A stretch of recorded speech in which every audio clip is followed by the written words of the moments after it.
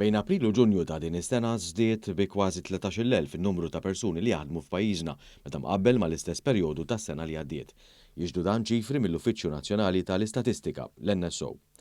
Skont l-NSO bejn April u Ġunju tal-2021 f'Malta kienu jaħdmu kważi 267,500 persuna, filwaqt li sena wara kien hawn kważi 280,500 ruħ. Dan ifisser żieda ta' kważi 13,000 persuna li issa għandhom impjieg jew żieda ta' kważi 5% fuq il-figuri tal-2021. Fl-istess ħarriġ ġiet innutata wkoll żieda fl-att ta' persuni li jaħdmu għal rashom. Fil-fatt kien hemm żieda ta' kważi 1,900 persuna li jaħdmu għal rashom mingħajr ma jħaddmu nies oħra bejn iż-żewġ perjodi.